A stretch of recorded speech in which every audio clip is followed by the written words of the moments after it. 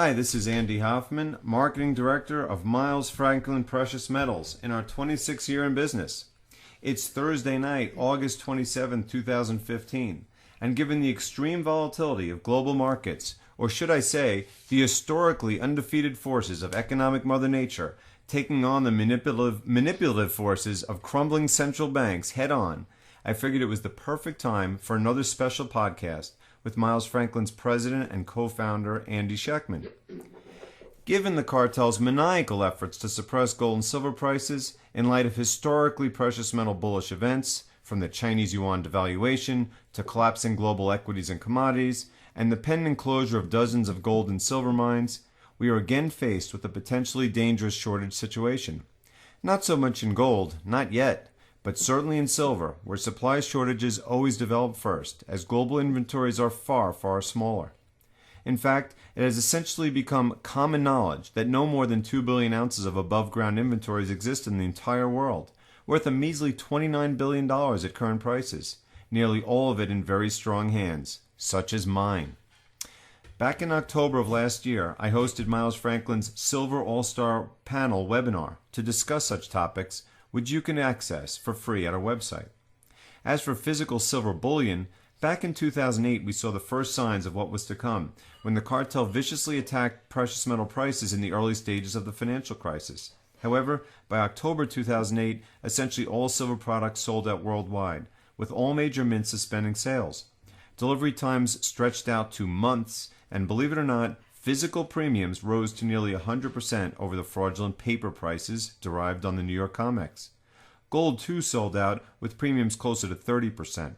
However, it was the shortage of physical silver that exposed the Achilles heel of a price suppression scheme destined to end spectacularly, just as the London gold pool in 1968. Fast forward to 2011, when the cartel nearly lost control again, as silver prices rose to their 1980 spike-high top high of $50 per ounce. Only a blatant paper attack in the wee hours of Sunday night, May 1, 2011, when China was closed for a holiday, enabled the cartel to escape that episode intact, as, like in 2008, supplies were close to, or in some cases, completely sold out. In the ensuing 4 years, we have seen multiple situations in which temporary silver shortages broke out, such as in April 2013, after the April 12th and 15th, 2013 alternative currency destruction paper raids, and last month when the U.S. Mint suspended Silver Eagle sales for 2 weeks due to surging demand. Irrespective, demand has continued to grow, with 2014 U.S. Mint and Royal Canadian Mint silver sales setting new records, and 2015 on a pace to set new records again. Worldwide, the demand picture is even stronger, particularly in the Eastern Hemisphere, and given that roughly half of all silver production is byproduct from lead, zinc, and copper mines, which, due to collapsing prices, are likely to start closing en masse in the coming months, the outlook for silver supply has never been bleaker. Let alone for the world's primary silver miners, nearly all of which are hemorrhaging money, with massive write-offs in production and capital expenditure reducing mergers likely in the coming months. Which brings us to today, when after 6 years of relentless post-2008 money printing and market manipulation, the historic bubbles in global stocks, high-yield bonds, and commodities are serially collapsing, fostering not only an economic environment weaker than any since the Depression, but an unprecedented debt edifice that can only be repaid via equally unprecedented central bank monetization. The average currency has fallen by more than 50% in the past 4 years alone, and now that the final currency war has gone nuclear, care of the People's Bank of China, the only possible outcome is dramatically debased currencies, zero interest rate policy, and QE to infinity. As discussed in recent articles, we at Miles Franklin, from both clients and blog readers alike, have never witnessed a level of cumulative fear so acute, at least not since late 2008, and thus the current silver shortage situation appears far more like 2008 than the others. Not to mention, as global demand, if the U.S. Mint and Royal Canadian Mint are any indication, is more than double what it was in 2008, and that goes for Indian imports as well. And with the world's largest silver buyers, India and China, clearly experiencing record demand as well, the odds of a debilitating physical shortage, which could prevent you from protecting yourself against relentless, accelerating central bank money printing, have never been higher. To that end, I have once again brought in Andy Schectman to update you on what he sees, just as he did in July's State of the Bullion Industry podcast, as well as supplying information for my August 13th article, Silver Supply, a 1.5 or 2.0 out of 10. Andy was selling precious metals before the bull market commenced at the turn of the century, and given Miles Franklin's position as one of the nation's largest bullion dealers and a primary dealer to the U.S. Mint, he has as good information of how the real-time supply-demand situation looks as anyone in our industry. Andy, how are you doing tonight? I'm all right, Andy. Thank you. Little weary, road weary, tired, but hanging in there. Thank you. Yes, he's weary because Miles Franklin has never had this much business or this many calls for people who are asking about silver. So let's start. Just to start, let's talk generally speaking with your view of how this silver shortage situation feels compared to 2008, as well as 2011, when supply dried up due to rising prices. In other words, what are clients telling you today versus then, and how are you responding? Well, first, I think it's very important, Andy, to get out there right away, first and foremost. This is not about trying to entice people to hurry up and buy and twist their arm and force people into making a decision based upon something that isn't true. In 26 years of business, I've never experienced anything quite like this on many, many, many levels. If we look at the difference really between now and 2008, they're similar in some respects, but very different in others. In 2008, you had several years of increasing gold and silver behind you. And so when we saw the correction in 2008 that ultimately led to all the product disappearing, it was a different environment. We had more optimism that prices would continue to move higher, and people were buying gold and silver at that point, I think, more for profit than they were safety. And so there were a lot of people back then that were jumping on the bandwagon. We were getting at the high point leading up to 2011. At that point, it had been 12, 13 years of rising prices. But leading up to that point, we were getting up to 200 phone calls a day. A lot of people placing very small orders and people buying gold and silver for what I would have basically thought to be the wrong reasons, doing it to profit and to capture a rising bull market. Whereas now, we see a similar environment where product is beginning to disappear, just as it did in 2008. But this time, what I see is vastly different. And in all of the years I've ever done this, I have never seen cumulatively so much concern by so many different levels of clients and of people and of classes and of backgrounds. And just about everyone I talk to, from Wall Street financial advisors to the most die-hard gold bug, people are very concerned right now. Now you throw into the mix what I would tell you is the beginnings of a really, really, really difficult silver market in terms of supply. You have the makings of a very interesting market. As of tonight, Silver Eagles are 4 weeks delayed, at least for us. We are one of 27 companies on the United States Mint website, so we do have the ability to go straight to the top.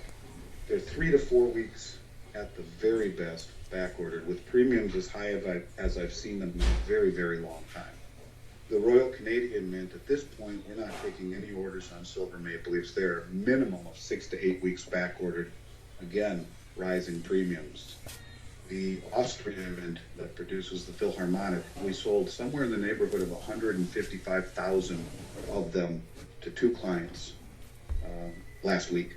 We cannot get any more Philharmonics from the Austrian Mint. The only place that we have had any success getting any product from is the Perth Mint in Australia. They are producing the Spider, which is a fantastic coin, and one that we have had pretty decent luck getting supply of. Short of that and some 100-ounce bars, just about everything else that I would ever ascribe to get is back-ordered and or really, really delayed with rising premiums. And so I guess what I could say to you is this: the only real similarity between now in 2008, or leading up to 2008, set aside the panic that ensued when the markets collapsed. But the one real similarity is that in 2008, very quickly, things started to disappear. Started with the U.S. Mint shutdown, just as we saw here in July, and then proceeded to see just about everything else in terms of silver disappear completely and totally. Now, we're not there yet, but if we do, in the backdrop of extreme anxiety, I guess I'd say, by the people that I've talked to, and perhaps rightfully so, justified if nothing else, very quickly I think you will see things be impossible to get. And I say that with 100% sincerity. I'm not trying to get people to buy based upon the perceived fear of things disappearing. They are disappearing in silver and becoming very, very, very challenging for us to get. So that to me is our biggest concern as a company. How do we get product in an environment where it's becoming very difficult to get? Okay, and I was going to actually ask about those products secondarily, but why don't I go to what I was going to initially talk about, which was junk silver, which I have long described as the ultimate fear asset, given its potential use as a bartering tool under the worst case scenario of hyperinflation. Now, from what I see, Andy, the industry is essentially sold out, with no certainty that material supply will ever return, or certainly not in the foreseeable future. What do you see, and how does the junk market differ from 2008 and other times of significant supply stress? Well, really, you can't get it right now. It's all but impossible to find. And, the term junk silver always referred to the fact that there was no extra premium on top of the silver, that it was just dimes and quarters for its melt value. In fact, I used to be able to purchase bags of junk silver for under melt value and sell them to clients for melt value or just a few cents above. And it was, always the least expensive, easiest thing to get. And now it's anything but junk. In fact, if I were able to source a few bags of junk silver, you would pay more for the junk silver now than you would for a brand new mint box of Silver Eagles. In fact, I don't know that I've ever seen that, ever, as a matter of fact, thinking about that out loud in all of the years I've done this, even in 2008. And in 2008, when things went crazy and absolutely disappeared, the premiums on Silver Eagles and Silver Maple Leafs at the height of the drought of product was basically 100%. We had $9 silver. It had fallen from 21, went to 9, and everything disappeared. Eagles and Maple Leafs, when they finally came back online for us to sell, were trading between 90 and 100% premium. Junk silver at that point was about a $4 or a $5 premium, which would have been 50%. So at the peak of things being impossible to get in 2008, the premiums on junk silver were still half of what they are on Silver Eagles and Maple Leafs, and now the premium on junk silver is more than Silver Eagles and Maple Leafs, and perhaps that is a function of the fact that you just can't get it because it's not being made. It hasn't been made since 1964. So, it's very much indicative of where I think things are going. When people buy gold and silver for these types of preparations or these types of events, they aren't apt to go and sell them and go back into dollars. And Andy, can I cut you off here, because what you're saying goes right into what I was going to ask you next, not just about junk silver, but in general. Because essentially what you're saying is that junk silver not only is an ultimate fear asset, but it's developing a numismatic value, which even a few years back people didn't think of. But as it turns out, the way I see it, everything is becoming a numismatic. Because my next question was, even 2013, 12, 11 Silver Eagles and Maples now have premiums. Can you tell us about your views about the secondary market, which you've been talking about? Mm-hmm. I think the term numismatic in this case is misleading, because a numismatic coin to me is a coin that has historical significance or value in and above its melt content for significant reasons, like it's an old coin or it's an old historical piece. And so in this case, the disconnection, if you will, or the fact that you call it numismatic, to me is more of a disconnection. And that disconnection is between the paper price and the real price. And so yes, I guess we could call it numismatic, but I think the more appropriate way to look at it or to view it as a whole is that the paper price that is engineered and manipulated relentlessly on the markets is becoming more and more detached from just about everything. And it's one thing when you talk about junk silver, when people aren't concerned and aren't afraid. But I haven't seen a bag of junk silver to offer.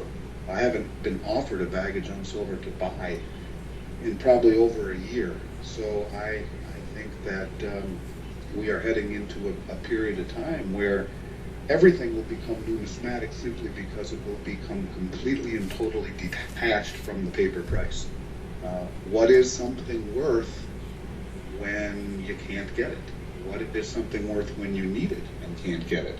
And that's really what we're getting at here, is that I think the prices will further detach and move away from the paper price based upon people's need for protection. And this dovetails essentially with what I remember you saying at the first conference that I went to you with about the lack of a secondary market, which just a few years later, you're seeing it. The fact that all of these coins, I look at the websites and I see that a 2011 is much more expensive than a 12 and a 13 or 14. It shows you there really is no secondary market. Well, it's interesting too, Andy, because leading up to when we started speaking around the country, we, about 7 years ago, 6-7 years ago, and the few years after that, up until the last few years, before the last 3 years anyway, the price continued to rise. And so it was a situation where people were confident that the price would continue to rise, and they were buying gold and silver because it was the next great place to make money.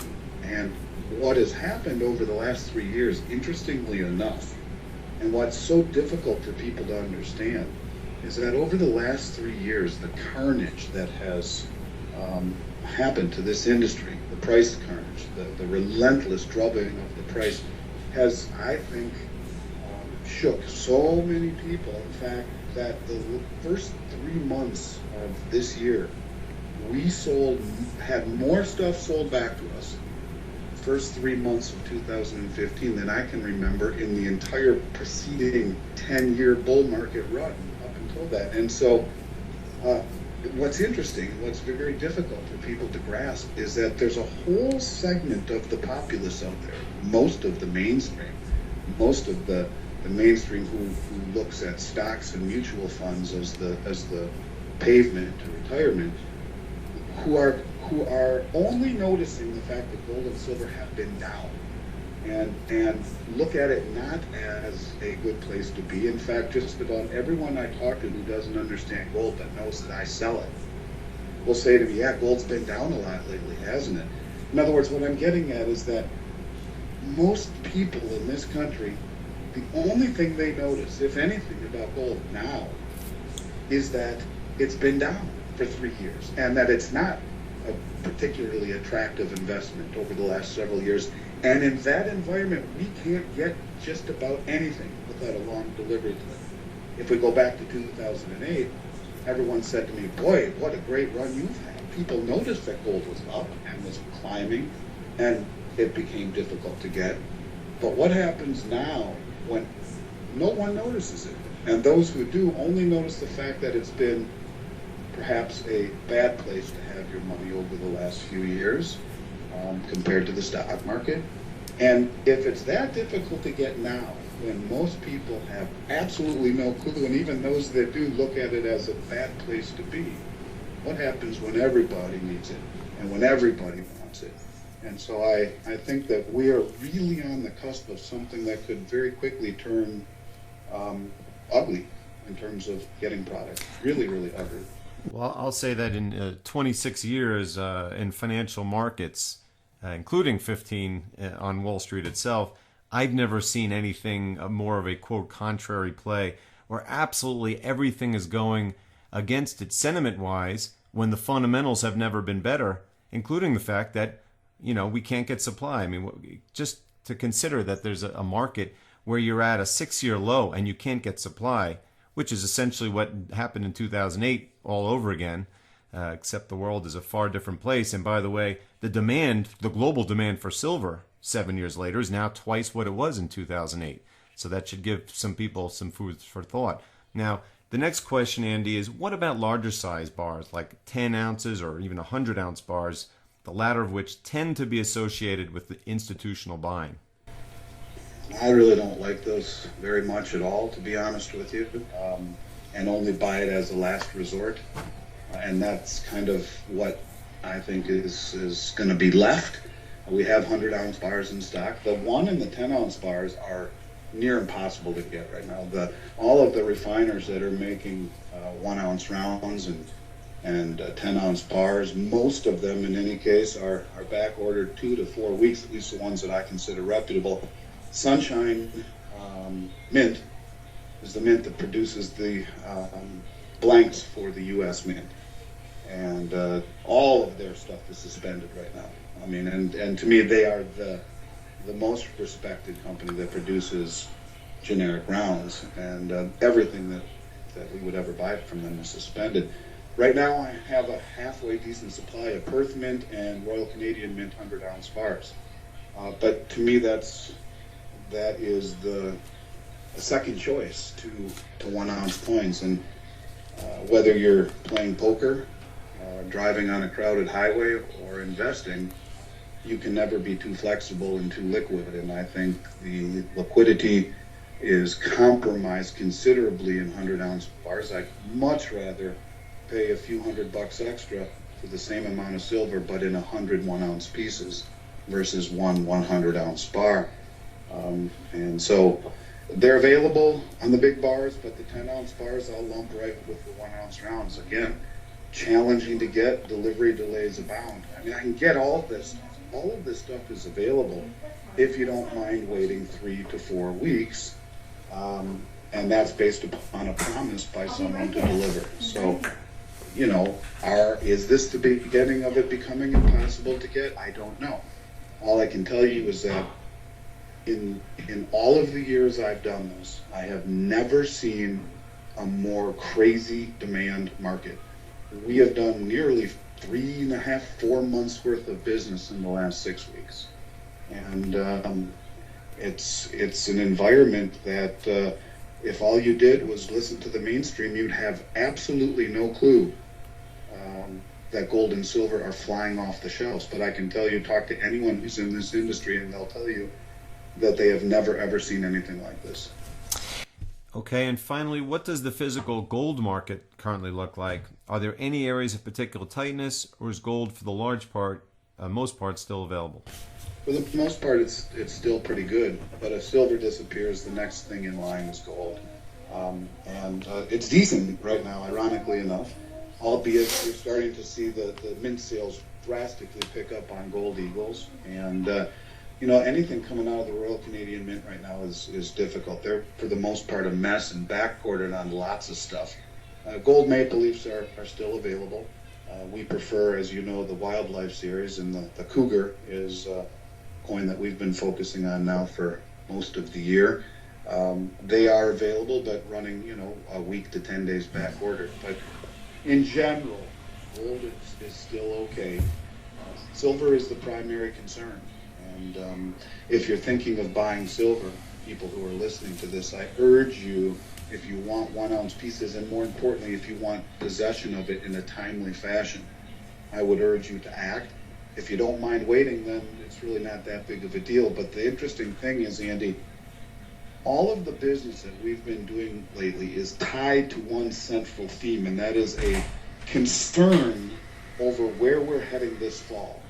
And whether it be prophecy like the Shemitah, or whether it be the IMF meeting, or whether it be elections, or what's happening around the world, in Ukraine, or the South China Sea, or in Greece, or Puerto Rico, or the Middle East, people are as concerned as I have ever seen them. And there is a universal thread of concern and really an inability to fully articulate what it is that's bothering them, but all tied to this fall, which is really strange, almost eerie, in that everybody I talk to wants possession of it before mid-September, when all of these things begin to happen. So it could be a real interesting few weeks. I think we should all prepare and buckle up, because never in all the years have I done this have I seen more people more concerned about what's coming in a very, very short period of time, for different reasons, but nonetheless concerned to the point of acting in ways that I've never seen. Well, thanks so much, Andy. This is great and very timely information. And to those listening, if you have any questions, please give Miles Franklin a call at 800-822-8080, or as always, you can email me at ahoffman@milesfranklin.com.